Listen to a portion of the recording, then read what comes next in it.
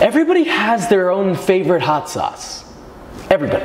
The main problem here is that you have to succumb to the overlords of hot sauce, the maker. But what if you are the maker?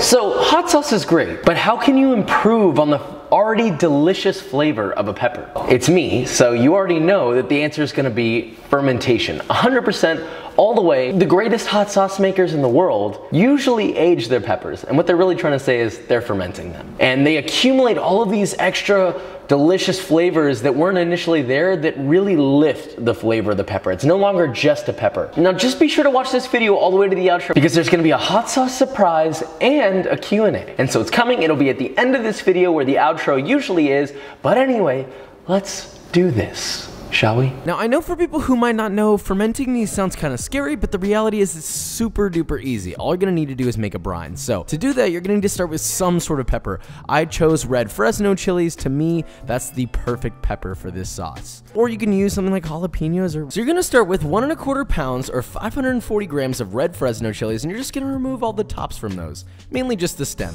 Then slice them in half lengthwise. I know this is gonna get obliterated in a blender, so I'm not gonna waste my time with a bunch of teeny tiny little knife cuts. Let's just chunk it up and throw it in there, all right? So basically all you're gonna do is you're gonna place your chilies in a half-gallon mason jar, and separately you're gonna mix 1 1/4 quarts or 1,150 milliliters of water, filtered ideally, and 51 grams or 3.5 tablespoons of fine sea salt. Then just pour your brine in the mason jar on top of your vegetables. It should be enough to cover. Weigh the vegetables down so that they're submerged. Find a way to make sure to keep them submerged under that brine.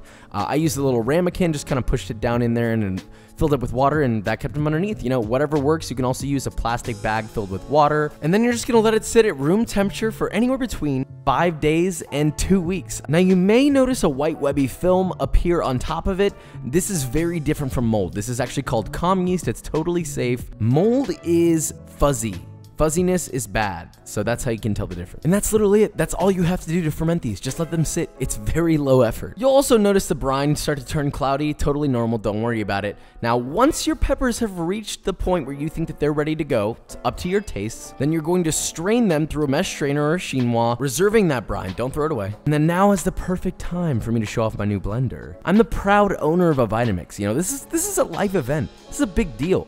Okay, we'll talk about it later. Okay, maybe the blender flex was a little premature because there's actually some stuff we have to do first. So to make this hot sauce, you're gonna take 8 cloves of garlic, peeled, thinly sliced, and you're gonna put it in a small saucepan with a 1/2 cup of neutral tasting oil like canola oil. Now, toasting garlic is a very delicate process. It's very easy to go from delicious to absolutely horrible, so pay close attention. So over medium-low heat, you're just gonna cook this bad boy and let them sort of lightly fry in that oil just until they begin to turn about golden brown. Don't let them get too brown, just a little golden brown, you know, a little bit. Then you're just gonna strain that through a fine mesh strainer and reserve the oil and the garlic separately. So now in a blender top, you're gonna combine all that toasted garlic, just your fermented peppers, not the brine, 1/2 cup plus 2 tablespoons or 150 milliliters of white vinegar, and 3 tablespoons or 42 milliliters of your peppers brine. Then you're just gonna start blending that on high speed. Now, once it begins to turn a little smooth, you're gonna stream in half of your oil from your toasted garlic, so you get a little bit of toasted garlic oil action, you know what I'm saying? And then a little bit of salt to taste, and give it a taste. You know, does it need more vinegar? Does it need more salt? Ideally, this should be balanced at this point, but hey, maybe for your taste, you want some more salt. And that's it. Additionally, you can also push this through a chinois or a fine mesh strainer to get it even more smooth,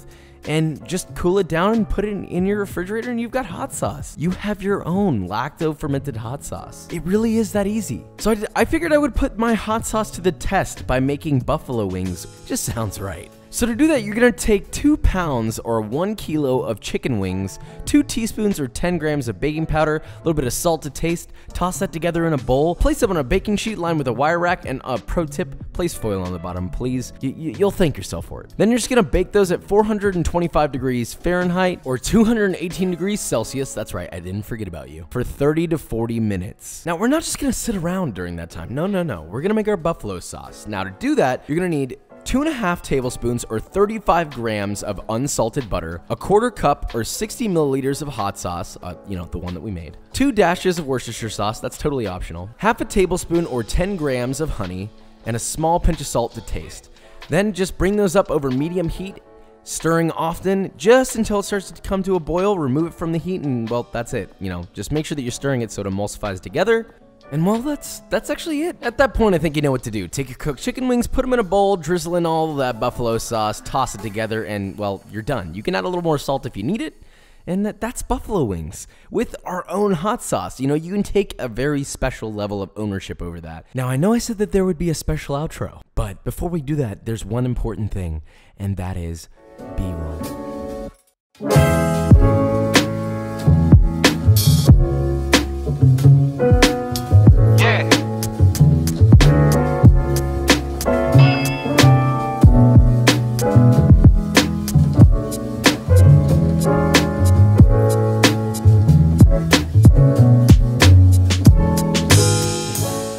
Welcome to Hot Wangs.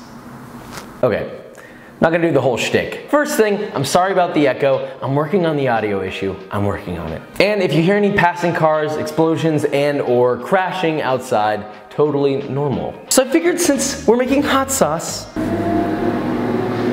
we might as well make hot wings and might as well make a Hot Ones reference. Hot Ones, if you're watching, if you're coming to VidCon, hit me up. But I figured it would make sense to kind of do, you know, an homage to Hot Ones and do a little bit of a Q&A while I eat these hot wings. And I guess I'll just start by eating one of these, yeah? These are really good. They're not really spicy though. This is why buffalo wings aren't really that big of a deal. I'll make it spicier. This shit is spicy. To me it is. I'm white. Damn it, you know, I was gonna share these, but fuck it. Is that enough for you? Okay, I'll start with the wing. It's not that bad, it's really good. The Desert Sprout on Instagram asked me, why did you decide to become a chef? Were you ever confused about pursuing this line? And how did you deal with difficult situations in the kitchen? The terminology chef, I don't know how I feel about that. I don't know that I would technically consider myself a chef. Simply because to me, a chef is like specifically the chief of a restaurant. It's hard to call myself a chef. It's considered an honorable title, typically reserved for those people. So that's my thought on it right now. But I do work in a restaurant as a lead cook, so there's that. I gotta keep the spiciness going. Woo! There was about 2 years where I had like no money, I had no idea what I was doing, and it was purely based off of just complete and total, I had to just put faith in the craft and just commit to it. How do I deal with difficult situations in the kitchen? You just do it. If we're talking about in a professional environment, when you're in an actual restaurant, you just do it. There is no questions. You don't sit there and ponder and complain, although there is complaining involved. Line cooks, I'm talking to you. Any restaurant that does high volume or does fine dining is gonna understand there is no time to f around. As Gary Vaynerchuk would say, adjust. You know what, I can make these spicier. This chili oil. Yeah, I'll just ruin my life right now, why not? It's not chili flakes, that's cayenne. Ariel Benz, where did you learn to film the YouTube videos and why did you start the channel? I'm completely self-taught in photography and video. I've been doing food photography since I was like 17. I'm 23 now. Just kind of learned along the way. Peter McKinnon is amazing. I learned a lot of good stuff from him. Just testing, that's pretty much it. That's the secret to getting good at most things in my opinion. Doing it yourself.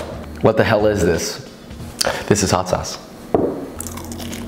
Who's your biggest inspiration? From a professional standpoint, as a cook, or a chef, if you want to say that. I'm not gonna say it. But they're both very different in the way that they have chosen to do things, is Gordon Ramsay and Rene Redzepi of Noma. Now Gordon Ramsay, he doesn't really work in restaurants as much.